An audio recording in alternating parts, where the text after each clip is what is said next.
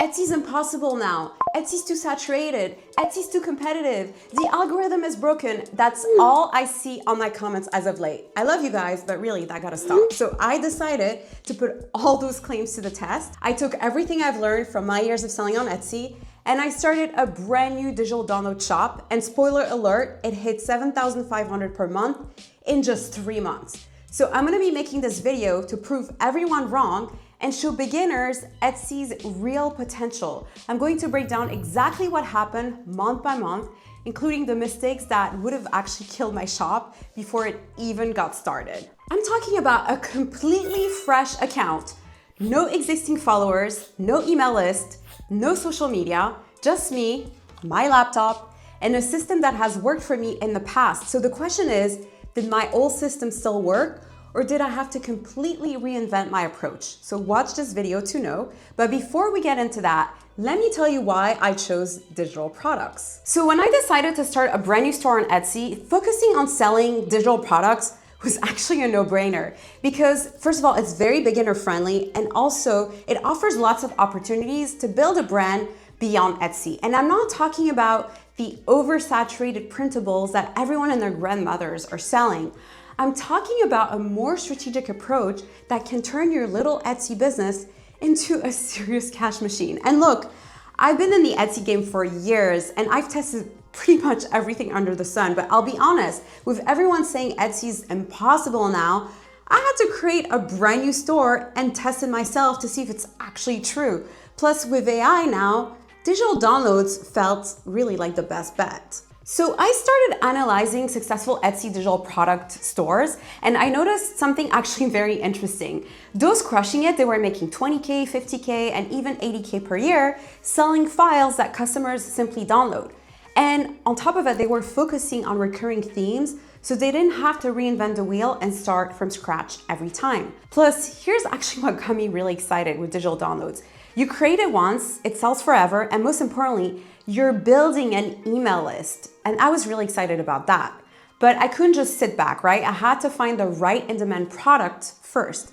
And that's actually when I saw my opening. So most sellers are actually doing the same generic stuff, whether it's wall art, basic planners, templates that look like everybody else. But I actually noticed a huge gap in the marketplace. The event/party niche is blowing up, but most sellers are either creating basic invitations or they're going too broad, trying to appeal to a larger audience, so they end up completely overwhelmed and with very little sales. Because most Etsy sellers see they're like that friend who brings the pizza to every potluck, yet people eat the pizza, but nobody remembers who actually brought it.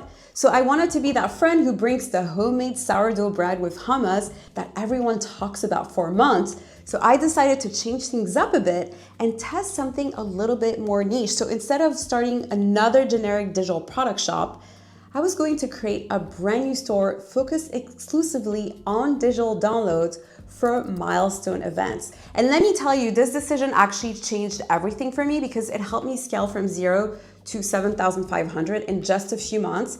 And you can actually copy the exact method that I used. Now, let me be clear when I say milestone events niche. I'm not just talking about wedding invitations. That's actually where most people stop and wonder why they can't break through. I'm talking about the entire milestone events ecosystem. So that could be weddings, engagement parties, anniversary, bridal showers, bachelorettes, you get the gist of it, right? Here's what most sellers actually miss. People don't just need one thing for their event, they need the entire enchilada. So think about it. Someone planning a wedding doesn't just buy an invitation and call it a day. They actually need the save the dates, the RSVP cards, the menu cards, the seating charts, the welcome signs, the thank you cards, the list goes on. And it's also worth knowing that the average wedding has anywhere between 15 to 20 different design elements. And guess what? People want them to match. So that right there is your gold mine, not selling one invitation for $5, but selling the complete event suite for anywhere from $30 to $50 to even $100. But here's the kicker. This niche has a high search volume, so you'll never run out of potential customers, but it's specific enough that you can dominate search results with the right listings. And also it's worth noting that with wedding costs skyrocketing and the recession, more couples are actually ditching hiring wedding planners and they're doing it themselves. So they still want a memorable wedding, but they're doing it themselves. So why not give them exactly what they want? All the fancy wedding tools they want for that dreamy wedding, but for way less money than hiring a wedding planner. Plus bonus, the ability to download everything they need right away. All right, so I had my niche figured out, but I wasn't about to jump in blind like most sellers do. I needed data. So first thing I did is open up Everbee and I started digging into the events category. But here's what I do differently. This little trick I picked up over the years has saved me from many den and niches. And I'm telling you this so you can change how you approach your Etsy research. So instead of getting caught up only in search volume like everybody else does, I actually look at sales volume. That's what I focus on. And I look at sales volume within the last few months. Because here's the thing, it doesn't matter if millions of people are searching for something if nobody's actually buying it, right? And I kind of feel like a treasure hunter searching for hidden gold. Instead of digging through dirt, I'm digging through demand. And once you know what to look for, you're gonna start seeing treasure everywhere. This has completely changed the game for me. So what I found actually blew my mind. The top selling products, they weren't necessarily the most creative or artistic design. They were simple, clean, professional templates that look expensive, but easy enough for anyone to customize. So like this listing right here, which averages 79 sales per month. And it's a very easy template. There's just all the pertinent information, but notice how it feels high end and notice how it feels like real photography. This feels like this is actually printed. And this is the key. This is something that I learned along the way. Versus if we compare it to this listing, which hasn't had any sell, notice how the photography feels computerized. It doesn't feel like actual photography. So while this could be a better design because there is wildflower elements, which actually are trending right now, it's not doing it justice because it's not helping customers to envision themselves with these invitations, and it doesn't feel as luxurious as this particular listing. Now, if we actually spy on this store, this listing right here generated $35,000 in revenue, and this store generated $268,000. And we can use a tool like allura.io to get this data. And so notice, right, like there's a pattern here. The pattern is this particular store has done a really good job creating these mockups that feel real and that help customer put themselves in the understand as well, like how easy it is for them to customize this. Like it's showing you, okay, this can be easily customized on Canva. And it's also helping you see what this is going to look like on your wedding day. And also like the other thing worth noticing as well is notice that the fonts they're using are very elegant, right? So notice a pattern here, right? It's elegant design with plenty of white space and also modern calligraphy with subtle fonts, clean typography. So the designs that are doing well are designs that are clean, feel high-end, and with good mockups. The designs that are struggling are designed like this. While their fonts are good, the mockups are not doing them justice. We're gonna be using Canva because we want to make it easier for our customers to be able to edit their wedding invitation. Now, we wanna make sure that we use fonts that feel high-end, luxurious, easy to read, and add some calligraphy. So in this case, I used Endazia for the calligraphy font. And by the way, a lot of the font pairing and color pairing, you can actually grab those from templates that are available directly inside Canva. But obviously you have to change those templates accordingly. So when it comes to colors, make sure that you only have not more than 3 colors, and you also use font pairing that feel high-end. Also make sure that you have plenty of white space, right? So this is an example of a wedding invitation that I created. I also added the details of the ceremony along with a RSVP card with a QR code. So then customers have the ability to edit all this different information, and then I'm providing them with a bundle, which is a way of differentiating myself from my competition, right? So my process and design is super simple. So this is the design that I did, so you have a better understanding of like what I'm saying. And the goal, it's not to win like design awards, it's to create a template that looks and feels expensive and professional while being simple enough for customers to edit them themselves, right? And really, like, the real work starts now, right? The next thing is I need to focus on mockups, and not just any mockup, right? We're gonna make sure that we use smart mockups. If you're serious about selling digital products, smart mockups are gonna be a non-negotiable. These are PSD files that basically let you insert your design instantly to make it look professional, like a photographer shot it in a gorgeous setting. And you're gonna be using a tool like Photopea, which by the way is totally free. You're gonna drop your design right into these smart mockups, and suddenly your templates will look like they belong in a wedding magazine instead of looking like any other boring listing. So now that the design and the digital product is ready to go, all that is left to do is hit publish and get ready for data and sales to start coming in. Just when I thought everything was figured out, Etsy decided to test my patience in ways I never expected. First, non-stop spam messages started rolling in. I'm talking about messages claiming to be the Etsy support team telling me my account was about to be suspended. I needed to click on some sketchy link. Then fake customer messages about orders that never took place, trying for me to send them a refund. It was like every scammer on the internet suddenly discovered my new Etsy shop. But here's what I learned. This happens actually to every new seller, but most people panic and make mistakes that can actually hurt their account. Do not click on any of these links. Do not respond and report them to Etsy. But that wasn't even the biggest problem. Here's a mistake that actually could have cost me everything. I got so excited about launching a new store that I actually completely forgot to finish setting up my banking information and ID verification. Life just got busy and it actually slipped my mind, and before I knew it, Etsy suspended my store for a day. But I simply was lucky. I sent a quick message to customer support and they fixed it. The lesson here is you always have to double check your account setup before you start selling, because Etsy actually has been cracking down hard on incomplete profiles. So make sure that you have your banking information, tax information, ID card.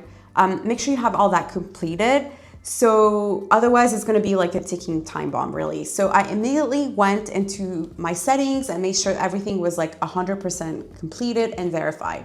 So don't make the mistake I made, right? Make sure that when you set up your account, you finish through all the processes and verify that you're a real person so you don't get your account potentially suspended like I did. Here's another mistake I've seen so many beginners make, which is asking their friends and family to buy from their shop to get those initial sales going. But this is actually a complete waste of time and it's not gonna help your listings get seen. Plus, Etsy can actually flag those purchases if they see it coming from the same IP address or the sales feel suspicious. So while you think it's actually helping you, it's actually hurting you to get your listing seen organically. It really is not doing anything for you. So if your listing's in demand, Etsy will push it for you. So if you're a beginner, do me a favor, don't waste your time asking your friends and family to purchase from your Etsy store. It's not gonna help your listing get seen. After 2 weeks, I had a few sales, not terrible, but definitely not the momentum that I was really hoping for. And I mean, to be honest, that was kind of on me because I wasn't fully committed to the store. I mean, I kept getting pulled into other projects and also distracted by other Etsy shops, right? I have a lot going on. But then I decided, okay, I'm gonna stop messing around and actually go all in because I need to actually test this. And now I could have thrown in money on Etsy ads, which is what a lot of people do, but that's not part of my methodology. I always tell people that you don't need Etsy ad to make it on Etsy because, I mean, trust me, like Etsy ads are not the way to success. So I had to essentially practice what I preach, right? Like I don't believe in Etsy ads. So that's when I actually started digging into my stats and noticed something actually very interesting. So my listings were actually getting views.